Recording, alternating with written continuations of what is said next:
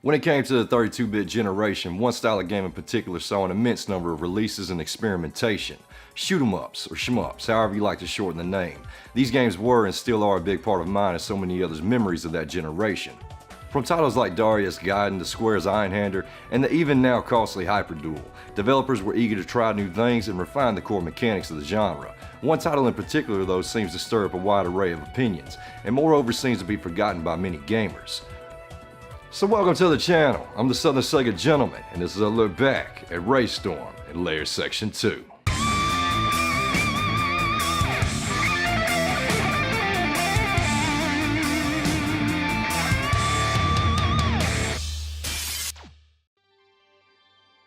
Now before we get deep off into RayStorm, I figure it best to touch on the forebearer of this series first. RayForce. Initially released to arcades in '94, title's vertical shmup distinguished itself by its use of multiple play layers. There have been a number of games in the past that allowed the character to attack enemies on lower planes by dropping bombs and such, but RayForce integrated this entirely into its meta by having enemies constantly attacking and moving in between them. It also ditched the idea of satellites entirely, substituting them with special attacks and lock-on lasers. There were also no apparent load times as the player would transition from one stage to the next, all in-game fluidly. Of course, one of the most notable aspects of RayForce is its number of titles the game held across multiple releases and platforms, most suiting in my opinion being Layer Section, as it was coined for the Japanese Saturn release. In a departure from the first game in the Ray series, RayStorm would ditch the 2D sprites of its forebear in favor of fully rendered 3D polygons. In the arcade, this would be accomplished by way of Sony's ZN1 JAMA board. As a direct result, porting the game over to Sony's first foray into the console market was as straightforward as could be. Both releases ran quite smoothly for the insane level of enemies and bullets that littered the screen, and both also showed a fairly high degree of image clarity. However, the Saturn port wouldn't fare as well. This port saw a number of issues such as near constant slowdown when the action got too hectic, and the character models themselves weren't nearly as smooth as its PlayStation and arcade counterparts. Transparencies were also ditched entirely, replaced by mesh textures. Layer Section 2 does offer FMV cutscenes in between stages, which help to give a more smooth transition between them much like its predecessor, but this does little to make up for the other issues plaguing gameplay. So most people don't equate great stories with shmups, and I'd honestly have to agree. I'd be hard pressed to name off 5 memorable stories from the many shooters I've played over the years. Thankfully the Ray series is most certainly one of them. While Ray Crisis and RayForce deal with humanity's genocide by the hands of Conhuman, a damn fine Skynet placeholder, it could be easily argued that Storm doesn't even exist in that reality. Storm's storyline takes place across 3 days and possibly thousands of light years. As one of the last remnants of resistance on Earth, you take flight in one of 3 for the Saturn, Argrays, ships hobbled together from the scraps of 13 Sicilian ships. Your mission is to fight off Sicilian forces sent to destroy Earth, then travel to Sicilia herself and put an end to the threat once and for all. I know it's not Shakespeare, but it's still pretty cool, and Working Designs did a great job explaining it in the PS1's release. Actual gameplay takes place across a horizontal plane. This might not seem like a big deal for those new to the genre, but most vertical shmups up until that point were on a vertical plane. In fact, many games such as RayForce actually had Tate modes for home consoles, allowing you to see more of the playfield. Of course, you'd have to turn your TV on its side to use a mode like that, and I'd recommend using a CRT unless your flat screen has a wall mount. But since RayStorm doesn't utilize this system, you won't have to worry about being at a disadvantage. Just get real good at using all your available real estate. All that story and history aside, the game is absolutely amazing. I like my shmups fast and the screen filled with targets and bullets, and RayStorm doesn't disappoint in either category. After the first 2 stages, enemies come in massive and almost constant waves. In fact, the first few times I played the game back in the day, I could barely get past the 3rd stage on the normal difficulty.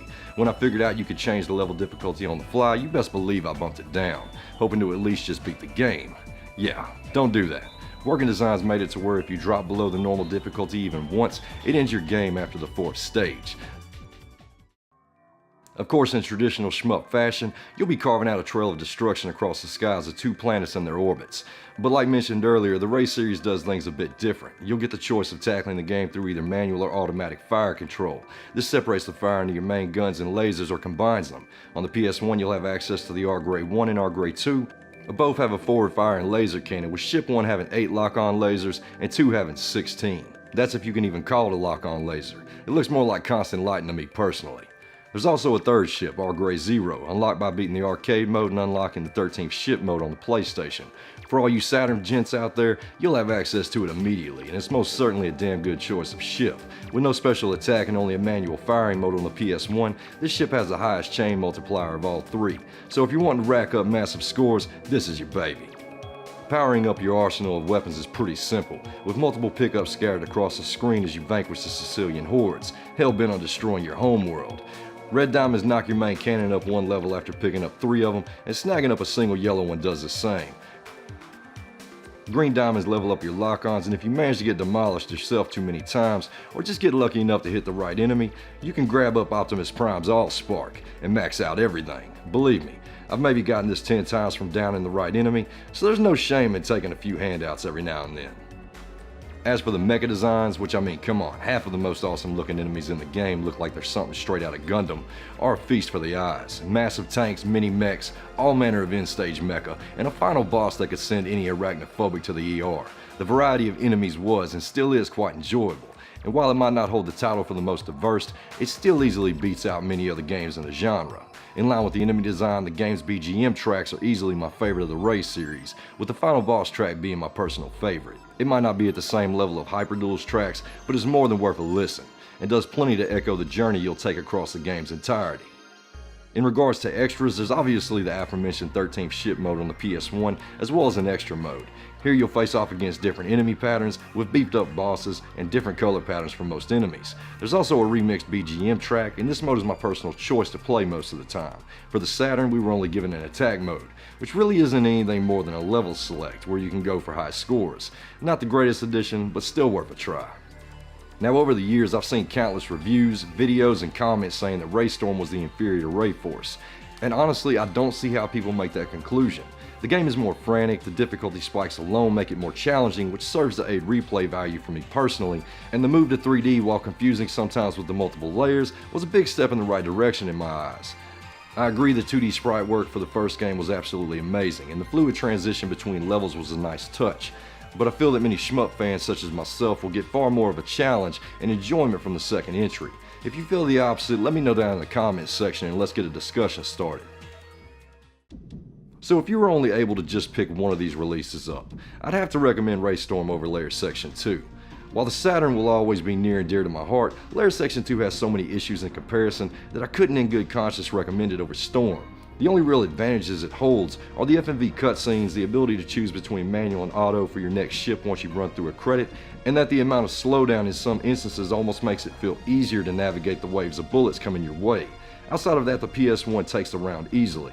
Now, if by some chance you don't have access to either console and don't feel like emulating, there exist downloadable HD versions on the Xbox 360 and Android for Western gamers. There's also a port for the PS2 on the Taito Legends 2 disc. All that said, this is honestly one of my favorite shmups, and easily one of my top 5 vertical scrollers. I wouldn't go so far as to say it beats other titles such as Radiant Silvergun, but it's more than worth your time in a pickup. If you aren't a fan of 3D shooters and the cluttered screens they can have at times, but you still want a challenge, maybe try out the first entry in the series, Layer Section on the Saturn, or maybe the Raiden Project on PS1.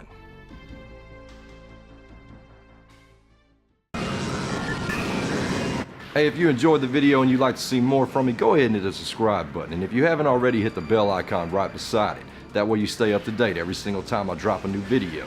If you want to keep up with me on social media, links to Facebook and all the rest of that crap is down up in the description. As always, this is the SSG, signing out.